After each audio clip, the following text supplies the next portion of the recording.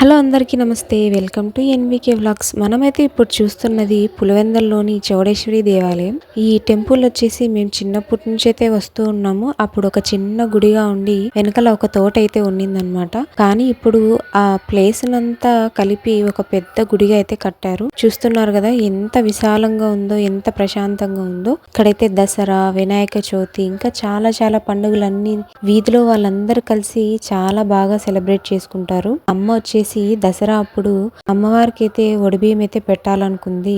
అప్పుడు నేను ప్రెగ్నెంట్ గా ఉండడం వల్ల కుదరలేదన్నమాట. ఆఫ్టర్ డెలివరీ అయితే పెడదామనేసి ఇప్పుడైతే కుదిరితే ఆ అమ్మవారికి అయితే ఒడిబియ్యం అయితే సమర్పిద్దామని వచ్చాము. ఆ ఒడిబియ్యం మనం ఇవ్వాలి అంటే మనం ముందుగా పూజారి దగ్గరికి అయితే వెళ్ళి కనుక్కోవాల్సి ఉంటుంది. ఎందుకంటే మనం ఏ రోజైతే ఒడిబియ్యం పెట్టాలనుకుంటామో ఇంకా రోజు పెట్టే వాళ్ళు ఉంటే మాత్రం మనకు వేరే రోజు రండి అని చెప్తారనమాట. అందుకోసం మనం ముందుగానే ఆ పూజారిని అయితే కలవాల్సి ఉంటుంది. అప్పుడు ఒడిబియ్యంకి ఏమేమి కావాలో ఆ లిస్ట్ అంతా ఒక పేపర్ అయితే మనకి ఇస్తారు. అలాగే మనం ఏ చీర అయితే అమ్మవారికి అయితే ఇస్తామో ఆ చీరను ముందు రోజే మనం ఆ పూజారికి ఇస్తే మనం వెళ్ళే తర్వాత రోజుకి మనం ఎర్లీ మార్నింగే వెళ్ళి ఉన్నామనుకోండి ఆ అమ్మవారికి అయితే ఆ చీర కట్టి ఉంచుతారనమాట. అప్పుడు మనం ఆ అమ్మవారికి మన చేతులతోనే ఒడిబియ్యంని అయితే వేస్తారు. ఈ విధంగా చూస్తూ ఉన్నారు కదా, మనం తెచ్చిన ఒడిబియ్యాన్ని అయితే మన చేతులతోనే ఆ అమ్మవారికి పోయడం ఎంతో ఎంతో ఆనందంగా ఉంటుంది. మనం తెచ్చిన ప్రతి దానిని మనం మనం మన ఇంట్లలో ఎవరికైనా అక్క వాళ్ళకి అలా మనకు ఒడిబియ్యం ఎలా వేస్తారో అదే విధంగా అమ్మవారికి కూడా ఒక జాకెట్ పీస వేసి అలా పరిచిన తర్వాత పసుపు, కుంకుమ, కొబ్బరి ఇలా అన్నిటితో ఒడిబియ్యం అయితే మన చేతితో అయితే పోయిస్తారు. ఈ విధంగా మనం ఒడిబియ్యం పోసిన తర్వాత మన ఇంట్లో వాళ్ళందరితో కూడా ఈ ఒడిబియ్యం అయితే వేస్తారు. ఇంకా గుళ్ళోకి ఎవరైనా ముత్తైదులు వచ్చింటారు కదా, వాళ్ళతో కూడా ఈ ఒడిబియ్యాన్ని అయితే కొన్నిటిని వాళ్ళ చేతులతో కూడా బియ్యాన్ని అయితే పోయిస్తారు. తర్వాత ఆ మూటనంతా కట్టించిన తర్వాత ఒక సంకల్పం అయితే చేయిస్తారనమాట.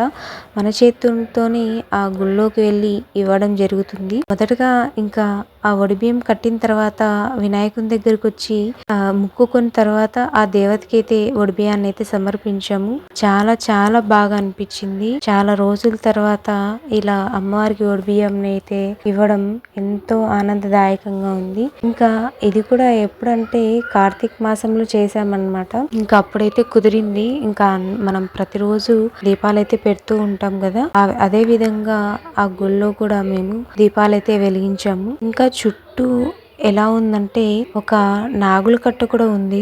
ఆ నాగుల కట్ట దగ్గర కూడా దీపాలైతే వెలిగించాము. ఇక్కడ చూస్తూ ఉన్నారు కదా, ఆ అమ్మవారికి ఒడిబియ్యం ఇచ్చిన తర్వాత మన చేత్తోనే కుంకుమార్చన చేయిస్తారు. అలాగే మన అందరి పేర్ల మీద అర్చన అయితే చేస్తారనమాట. చూడ్డానికి అమ్మవారి ఎంత చూడముచ్చటగా ఉందో మీరే చూడండి. ఆ చీర కట్టించిన తర్వాత అమ్మవారిని చూస్తుంటే ఎంతో కలగా అనిపించింది. అలాగే చూస్తూ ఉండిపోయామన్నమాట. మీరు కూడా ఇలా ఒడిబియ్యం అయితే వేయాలి అనుకుంటే, లేదంటే పులివెందుల్లో ఈ టెంపుల్కి అయితే వచ్చి చూడాలి అనుకుంటే ఒకసారి అయితే వచ్చి చూడండి. చాలా చాలా అమ్మవారైతే శక్తి గలవంతురాలు అనమాట. ఇక్కడ మా పిల్లల్ని ఆ దేవత దగ్గరికి ఆమె యొక్క ఆశీర్వాదం అయితే తీసుకున్నాము. ఇంకా అక్కడ దీపాలైతే వెలిగించేసి వస్తూ ఉండగా అక్కడ నాగుల కట్ట దగ్గర దీపాలు పెడుతూ ఉంటే అక్కడ నాగుల కట్ట కట్టించిన వాళ్ళు కూడా వచ్చి ఉన్నారనమాట. వాళ్ళు ఏమన్నారంటే, మనము ఒక చోట నాగుల్ని ప్రతిష్ఠించడం ద్వారా అక్కడ అందరూ ఉపయోగిస్తారో లేదో అని చెప్పి గుడి వాళ్ళని పర్మిషన్ తీసుకొని ఇదే గుళ్ళో నాగుల కట్టనైతే కట్టించారంట.